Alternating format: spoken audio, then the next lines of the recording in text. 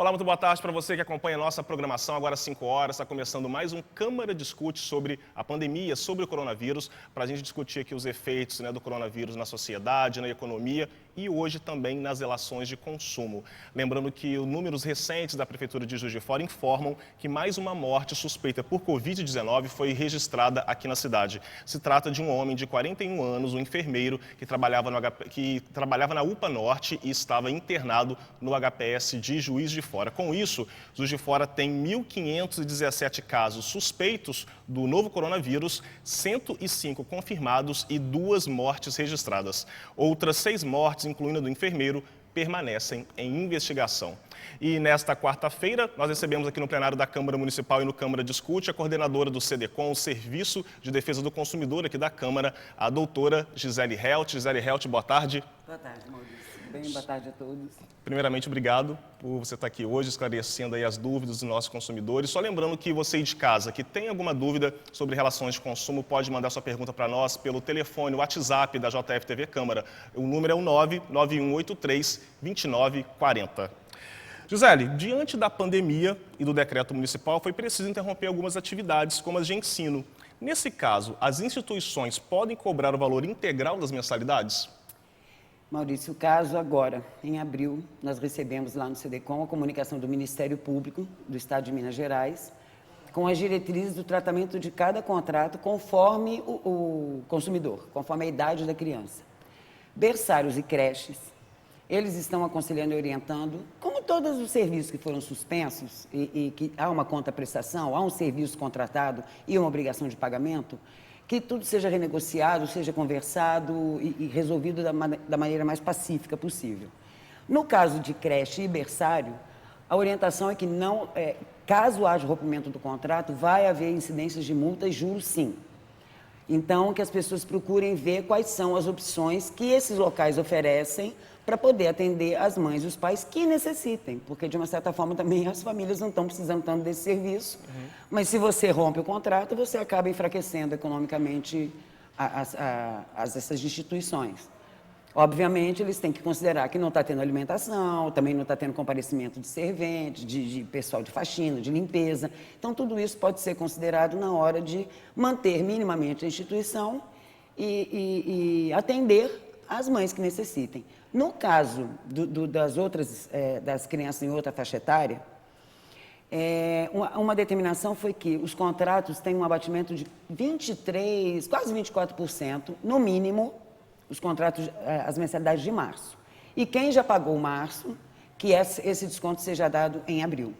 E com relação às outras mensalidades, que sejam renegociadas, apresentando as mesmas questões. O que foi abatido, o gasto que não está tendo, mas isso não para criança em idade infantil.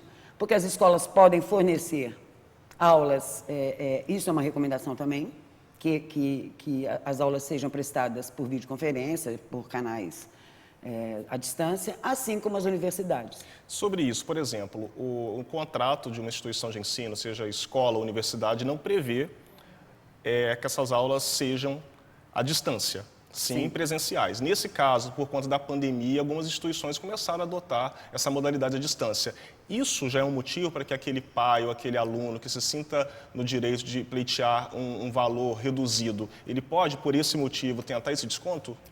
Essas instituições, ao estabelecerem esse tipo de prestação de serviço, elas estão obrigadas, por essas notas técnicas do Ministério Público, a reverem os contratos, os valores. Então, exatamente por isso, se alguns gastos não estão sendo realizados e há uma economia por um lado, isso seja considerado.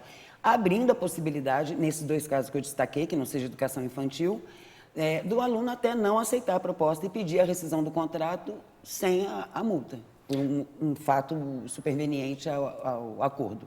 Tá certo. Então, lembrando você aí de casa, tem alguma dúvida, mande sua pergunta para o nosso WhatsApp. O telefone é esse aí que aparece no vídeo, é o 99183-2940. É o WhatsApp aqui da JF TV Câmara. Manda suas perguntas, que a doutora Gisele Helt, coordenadora do CDCOM, o Serviço de Defesa do Consumidor da Câmara, vai estar aqui, já está aqui, esclarecendo e respondendo aí as suas perguntas.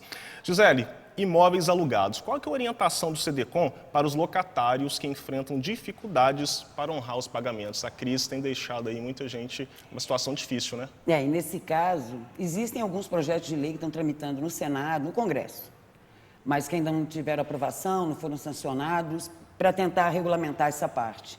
Mas o Estado, como é uma relação muito privada, são contratos particulares, né? Eles não podem ter uma ingerência direta sobre isso e dizer o que tem que ser e o que não. Então, até que essas medidas sejam, alguma desses projetos de lei sejam adotados, inclusive porque transfere uma parte desse custo para o governo, o que está valendo é a negociação entre os locadores, locatários, administradoras. E, obviamente, esse é o melhor caminho, porque o fórum, o judiciário, suspendeu algumas atividades, algumas ações. Eles só estão cuidando de alguns processos, só estão aceitando a distribuição. Não que eles não estejam funcionando internamente, mas ações novas têm algumas matérias que estão previstas. Obviamente, o despejo por falta de pagamento caberia uma liminar, mas o que tem acontecido? Na grande maioria, eles não têm despachado. Eles despacham o pedido, mas não com pedido liminar, porque tem que ser analisado caso a caso. No caso de imóveis residenciais, principalmente isso. Tá? Porque não Essa justifica... regra vale para os comerciais também? Não, os comerciais já estão sendo vistos de maneira diferente. Porque como há um real desequilíbrio, e a pessoa tem como comprovar, porque é essa questão que tem que ser analisado caso a caso, não pode sair, atrasou o pagamento, despeja. Porque, vamos dizer, o funcionário público, a pessoa aposentada, ela continua recebendo regularmente. Então, por que ela não vai pagar o aluguel?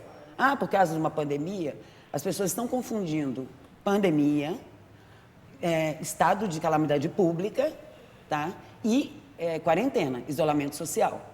E aí o tratamento do tribunal é diferente, entendeu? Então, os comerciantes, eles têm a atividade suspensa. Algumas tiveram uma diminuição no seu faturamento, até pelo atendimento. Tem que ser feito de 1 em 1, 2 em 2, guarda 2 metros. Nas poucas atividades que estão sendo permitidas continuarem a funcionar. Então, neste caso, está comprovada uma diminuição. Agora, nenhuma hipótese os tribunais estão admitindo o não cumprimento do contrato. Nada, não vou pagar. Porque tem uma pandemia, não vou pagar. As pessoas estão muito equivocadas sobre isso. Algumas situações estão sendo tratadas pelo governo, estão sendo tratadas pelo prefeito, pelo governador, pelas próprias empresas públicas. Agora, essas relações particulares que entram na economia privada de cada empresa, tem que ser muito bem analisada e tem que ser muito bem entendida. Tem gente que está sendo orientada, olha, não paga não, deixa para lá. E isso é uma coisa que não se admite. Já que quem não está trabalhando está tendo um auxílio do governo, ou está tendo um auxílio-desemprego. São várias situações a ser analisadas. No caso do comércio, o fato dele ter a sua atividade interrompida e o fato dele ter tido uma diminuição no seu faturamento já é fundamento para ele conversar. Então, é importante que o locador entenda e senta e converse. Porque se for discutir isso judicialmente, vai ser uma demora e o posicionamento tem sido mais ou menos esse. O melhor caminho é o diálogo. Nesse momento, eu que já venho sempre no SEDECOM defendendo as soluções extrajudiciais de conflito, até porque, além de advogada, eu tenho essa formação como mediadora e eu vejo a eficiência desse método, né, de solução de controvérsias.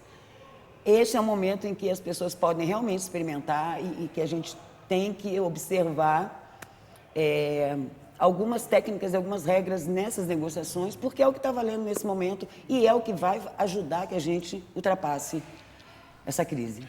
Gisele, eu estou com uma pergunta aqui da Patrícia, do bairro Nossa Senhora das Graças. Ela quer saber o seguinte: pagamento de contas, carnês e prestações assumidos antes da pandemia, como é que ficam? Maurício, depende da conta, né? Os serviços públicos, no caso luz, água, e alguns tributos também estão sendo alcançados pelas regras de isolamento, por decisões que o governo está tomando, por uma prorrogação no prazo para pagamento. O que tem de imediato com relação ao governo de Minas é que telefonia, água e gás não terão seus cortes suspensos, ainda que as pessoas não paguem. As pessoas que são daquela classe social, que tem o auxílio social na conta de água e na conta de luz, elas vão poder parcelar em 6 vezes sem multa e sem juros. vezes os débitos que existirem. Mas, a princípio, isso já vem desde o início, é a prorrogação por 60 dias, nenhum corte vai ocorrer. E aí depois vai negociar com as empresas e conforme a situação e conforme, se for comerciante, se não for, vai ter redução, vai ter desconto, vai ter imposição de multa, vai ser o parcelamento. Mas, a princípio, o corte está suspenso. Não é que não tenha que pagar, entendeu a diferença? Você tem que pagar. Só que esse momento em que esse pagamento pode ser feito poderá ser posterior. Ó, você de casa, dá tempo antes de mandar sua pergunta para a gente. Só lembrando mais uma vez, o telefone que aparece no vídeo aí, o nosso WhatsApp é o 99183-2940, o WhatsApp da JF TV Câmara. Manda sua pergunta para a gente que a doutora Gisele Helt, coordenadora do CDCOM, responde aqui no plenário da Câmara Municipal, participando nesta quarta-feira do Câmara Discute. Gisele, o CDCOM, Serviço de Defesa do Consumidor, como eu disse agora há pouco, ele oferece quais tipos de orientação? Bom, nesse momento nós estamos com a atividade um pouco suspensa e eu até agradeço que você tenha me convidado para esse espaço, porque em termos de defesa de direitos do consumidor e orientações, muita coisa, diariamente nós recebemos notícias, informações essa possibilidade de trazer uma grande parte dessas coisas, por exemplo, que nós dissemos aqui agora, é muito importante. Numa atividade normal, o CDCOM orienta os consumidores exatamente em negociações de contrato, renegociação de dívidas. Perdão, a outra ouvinte ela fez uma pergunta sobre dívidas anteriores ao isolamento social. Eu torno a dizer, o fato de estamos vivendo uma pandemia não justifica não pagar. Em função do isolamento social e da suspensão de várias atividades, quando você fala de empréstimos bancários, os principais bancos comerciais, logo ao início, tomaram algumas medidas junto à FEBRABAN para prorrogar o pagamento de empréstimos pessoais, financiamento habitacional, veículo, esse tipo de coisa. Cartão de crédito, gente, por favor, não foi alcançado por nenhuma medida. Então, você vai negociar, mas aí você vai ter o crédito rotativo. Não conseguiu pagar, venceu, entre em contato com a instituição. E essas medidas, aliás, é isso. Porque são tantos detalhes, me perdoe, que é importante deixar claro, porque as pessoas pensam que automaticamente, por estarmos vivendo uma crise, por estar havendo um isolamento social, tudo está prorrogado, tudo está suspenso, obrigação de pagar, não. Você, por exemplo, você quer parcelar? Você tem que entrar em contato com a CEMIG, pedir a suspensão e futuramente o parcelamento. Ele não acontecerá automaticamente. Da mesma forma, essa prorrogação das dívidas com os bancos. Você entra em contato através das plataformas digitais, os sites dos bancos. Itaú, Banco do Brasil, Bradesco, Caixa Econômica e Santander. Foram os principais bancos que aderiram. Financeiras, em geral, não estão dando essa prorrogação. Tá? Então, você vai ter que cumprir ou tentar negociar futuramente. E, ressaltando isso, cheque especial e cartão de crédito, venceu, vai ter que pagar. Tem que pagar. Okay. Gisele, mais uma pergunta aqui agora do João, né? Ele está se identificando assim, lá do bairro Democrata. Ele quer saber o seguinte: conta de luz vai ter multa? O que acontece se ele não pagar a conta de luz dele? Depende, se ele está na tarifa social, não. Se não estiver, e a pessoa futuramente for lá e negociar depois de 60 dias, esses 60 dias, a princípio, não vai haver esse tipo de incidência. Exatamente por isso que as empresas estão dando. Você tem 60 dias para pagar, se é para pagar com multa, não precisa. Né? Mas vai ser dado um tratamento diferenciado, entende? Assim, a tarifa social não vai ter juros e multa, em função, dependendo da situação, olha, era meu comércio, minha atividade estava suspensa, alguma coisa assim, não tive um consumo, não tive nada, é a tarifa mínima. Não tem por que não se negociar isso com o CEMIG e os órgãos, né, prestadores, depende do município que a pessoa esteja. Sim, vamos fazer uma pergunta aqui.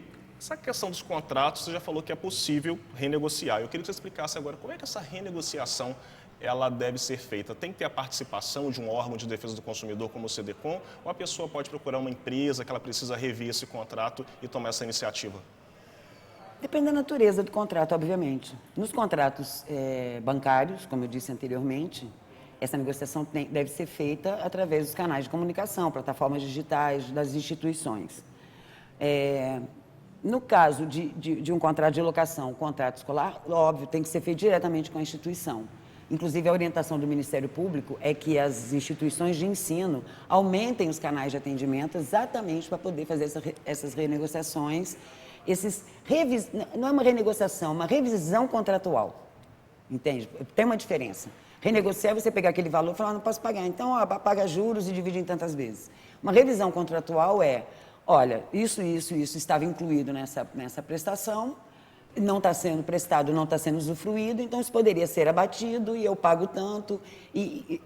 Isso é uma revisão, é você rever os termos do contrato, entendeu? Então, claro, qualquer contrato pode ser negociado e a decisão mais inteligente é que, como eu disse anteriormente, é que todas as partes, considerando o funcionamento do judiciário, porque veja bem, o que está acontecendo conosco, é uma calamidade pública, isso permite ao governo tomar uma série de atitudes e ter uma série de ingerências na vida das pessoas, impedindo a entrada e saída no município, nas fronteiras, impedindo aglomerações, uma série de coisas que só mesmo num estado desse o governo pode ter esse tipo de interferência na vida privada. Mas na economia, a não ser que sejam aqueles serviços que por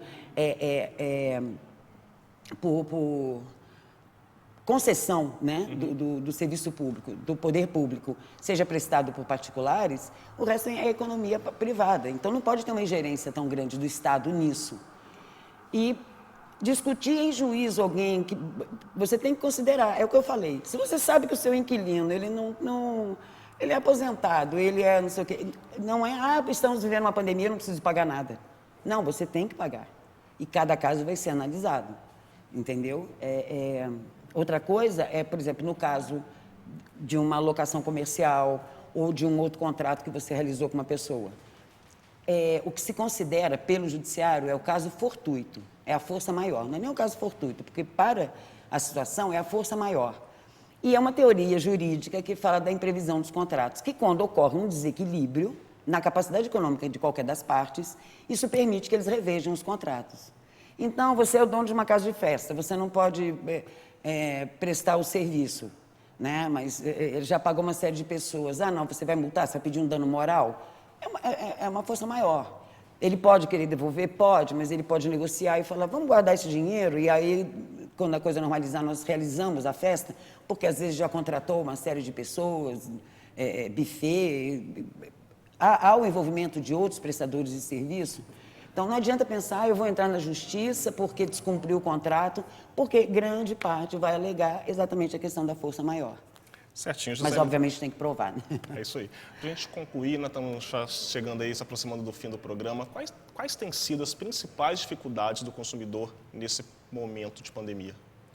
Eu acho que é compreender essa diferença, porque muita gente, as pessoas têm me consultado por WhatsApp e perguntando, eu não vou pagar porque a gente está em calamidade pública, é uma pandemia. Eu falo, não é assim, você entra em contato com a instituição e converse.